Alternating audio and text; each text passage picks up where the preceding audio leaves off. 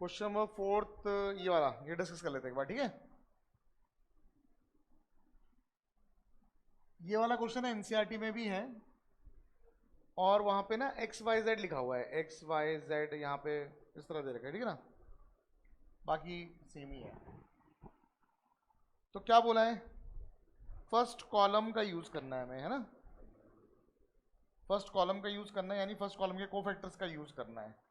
तो कोफैक्टर निकालते हैं पहले, इसका क्या हो जाएगा, ए, ये क्वेश्चन नंबर 1 4, कोफैक्टर निकालते हैं पहले, A11 का निकालते हैं, फिर हम निकाल लेते हैं A21 का, और फिर ये निकालते हैं A31 का, सही है। A11 का कोफैक्टर निकालोगे तो इसको और इसको हाइड कर दोगे, ये बच जाएगा। तो डिटरमिनेंट ऑफ क्या बच जाएगा, B CA, है ना, और CAB, सही है। और फिर निकालते हैं A21 का कोफैक्टर, तो आपको पता है माइनस साइन भी आएगा इसमें, ऑड पोजीशन है, ठीक है। 2 1 2 और 1, तो बचेगा A B C 2 और 1 CAB, है ना, बताओ सही है। और फिर निकाल लेते हैं अब लोग A31 का, A31 का मतलब क्या हो गया, थर्ड रो, और ये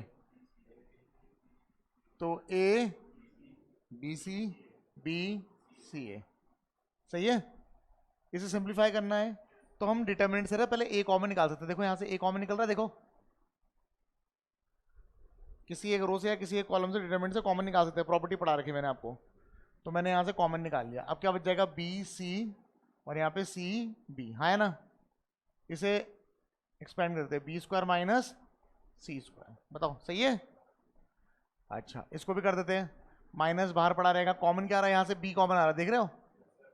तो यहाँ पे क्या बचेगा, A C C A, तो माइनस B, ये बच जाएगा A square minus C square. अच्छा यहाँ से कॉमन क्या आएगा, यहाँ से C कॉमन आ रहा है, क्या बचेगा A B B A, तो जाएगा C, और ये जाएगा A square minus B square.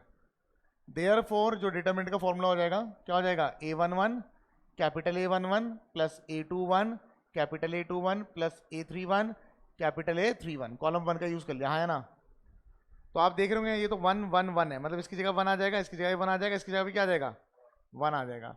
तो 1 मल्टीप्लाई बाय दिस, तो A B square minus C square बचेगा, है ना।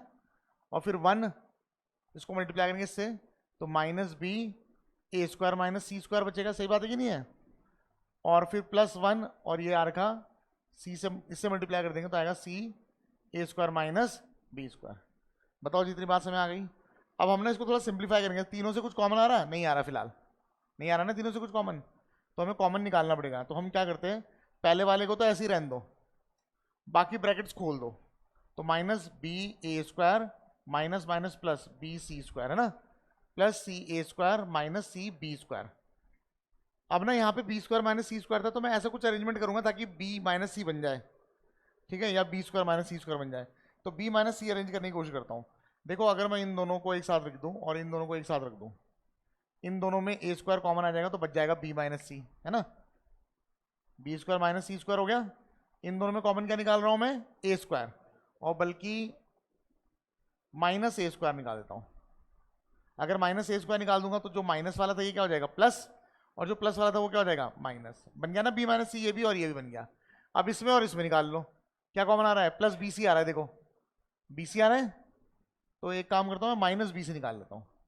अगर मैं माइनस BC निकालूंगा, ठीक है, माइनस BC, ठीक है मेरे ख्याल से, जो माइनस BC मैंने यहाँ से निकाल, तो यहाँ पे एक B बच गया, तो पॉजिटिव बचेगा ये, हाँ है ना, और ये वाला नेगेटिव बचेगा, तो माइनस C। क्लियर है, बताओ। अब देखो सब में से, इसमें से भी, इसमें से भी, और इसमें से भी B माइनस C कॉमन आ जाएगा, बताओ सही बात है कि नहीं है। अब आपको पता है ये B minus C B plus C है, तो B माइनस C बाहर आ गया, तो बचेगा A multiply by B plus C, बोलो सही बात है कि नहीं है। यहाँ से B माइनस C कॉमन आ गया तो माइनस A स्क्वायर बचेगा, और यहाँ बचेगा माइनस BC, ठीक है इतना, ठीक है। इसको और आगे बढ़ाते हैं, ये हो जाएगा B माइनस C ब्रैकेट, इसमें इसको अंदर मल्टीप्लाई कर दूं, क्या बचेगा AB प्लस AC, माइनस ए स्क्वायर माइनस बी सी, सही है। इन दोनों को अगर साथ में रखूंगा तो क्या कॉमन आ रहा है, ए, क्या बचेगा, सी माइनस ए, सही बात है कि नहीं है। और इन दोनों को साथ में रखूंगा तो कॉमन क्या आ रहा है, बी कॉमन आ रहा है, तो ए माइनस सी बचेगा, तो माइनस बी कॉमन निकाल लो ताकि सी माइनस ए बच जाए, हाँ है ना। अब इस पूरे में सी माइनस ए और इस पूरे में भी सी माइनस ए कॉमन आ जाएगा, तो बी माइनस सी माइनस ए आ गया, और अंदर क्या बच जाएगा, ए माइनस बी, यही आंसर है। क्लियर हो गई बात सबको। चलिए नेक्स्ट हेडिंग लीजिए आप लोग, application of determinants, application of determinants.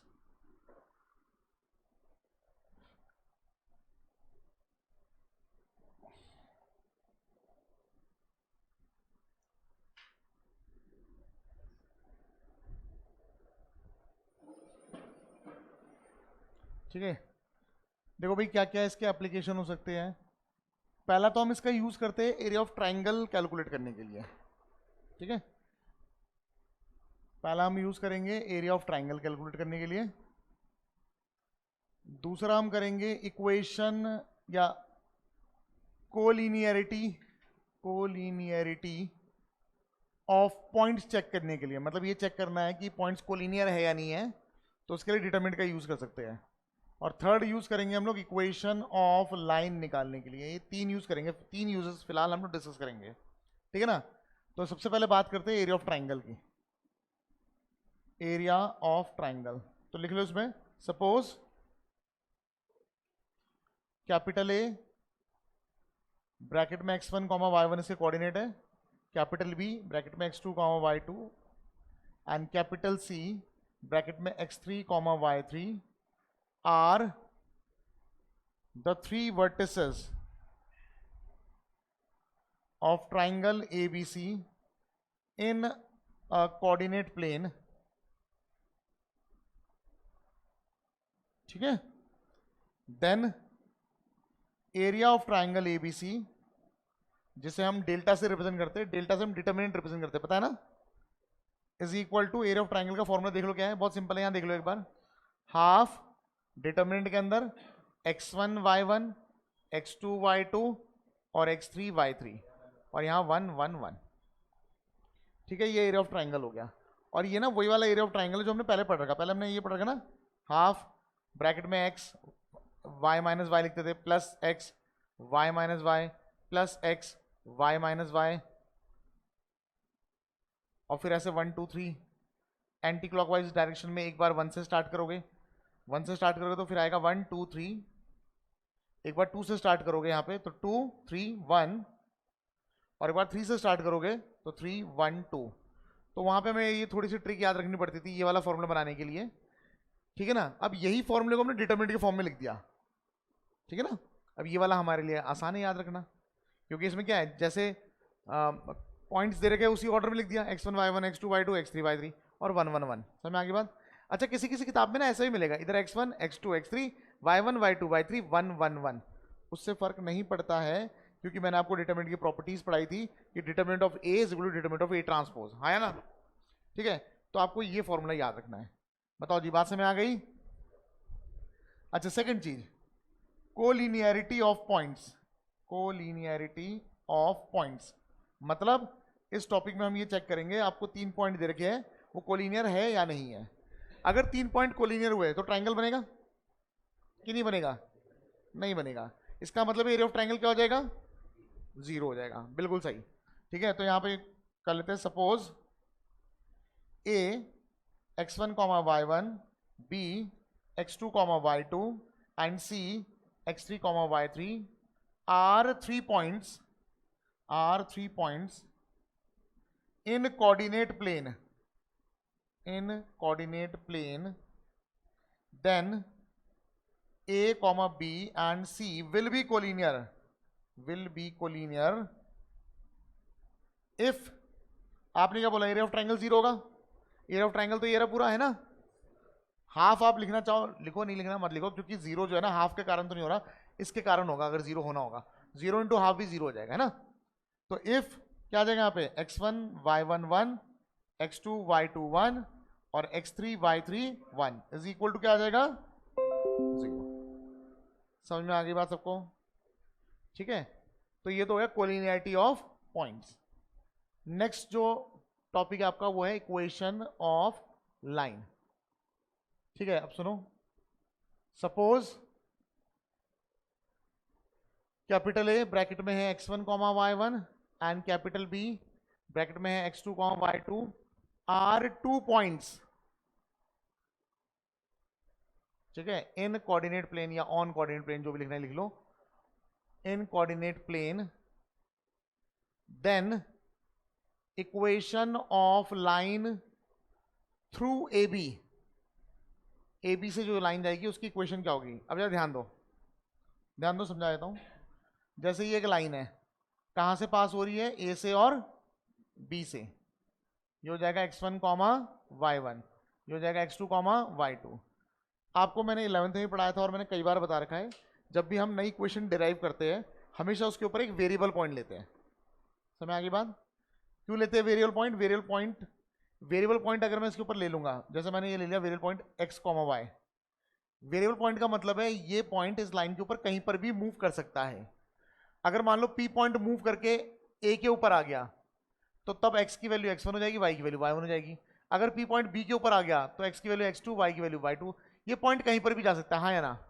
And equation का मतलब क्या होता है? इक्वेशन होता है relation between x coordinate and y coordinate of every point lying on the line. अगर लाइन की इक्वेशन की बात कर रहे हैं तो लाइन के ऊपर बहुत सारे पॉइंट्स आ रहे हैं, हाँ या ना? तो उन बहुत सारे पॉइंट्स के x कोऑर्डिनेट और y कोऑर्डिनेट के बीच के रिलेशन को हम लोग इक्वेशन बोलते हैं। समझ में आ गई बात? तो हमें क्या करना पड़ता है, क्योंकि मैंने क्या बताया बहुत सारे पॉइंट्स हैं, उनके x कोऑर्डिनेट और y कोऑर्डिनेट के बीच के रिलेशन बताना है। तो वो कोई फिक्स वैल्यू थोड़ा ना है, जितने भी पॉइंट्स लाइन के ऊपर उसकी कोई फिक्स वैल्यू हम बता नहीं सकते फिलहाल, बहुत सारे पॉइंट्स हैं। ठीक है ना? तो उन सभी को रिप्रेजेंट कौन करेगा? P। और P में जो x और y ले रखा मैंने, ये सभी पॉइंट्स के x कोऑर्डिनेट और y कोऑर्डिनेट को रिप्रेजेंट करते हैं। तो जो भी रिलेशन आएगा x और y में वो इक्वेशन बन जाएगी। समझ में आ गई बात? तो जब भी हमें इक्वेशन निकालनी होती है तो हम इसके ऊपर वेरिएबल पॉइंट ले लेते हैं। तो हमारा फॉर्मूला क्या बन जाएगा? देखो, आपको पता है P पॉइंट मैंने ले लिया इसी लाइन के ऊपर, तो ये बताओ ये तीनों जो पॉइंट्स है कोलिनियर है या नहीं है?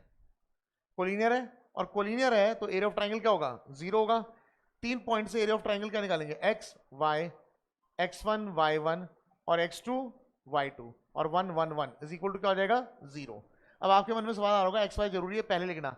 हम कहीं भी लिख सकते हैं, पर जो एक स्टैंडर्ड तरीका है जो सब जगह लिखा रहता है उसमें x y ऊपर लिखा रहता है ज्यादातर। समय आगे बाद लिख हम कहीं भी सकते हैं।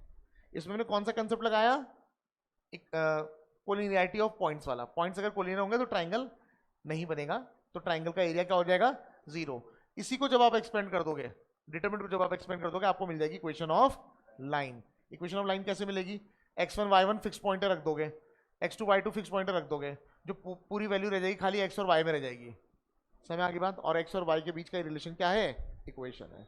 तो ये 3 एप्लीकेशंस है, लिख लो जल्दी से। ठीक है, क्वेश्चन मेरे ख्याल से कल ही करेंगे हम इसके ऊपर, ठीक है ना?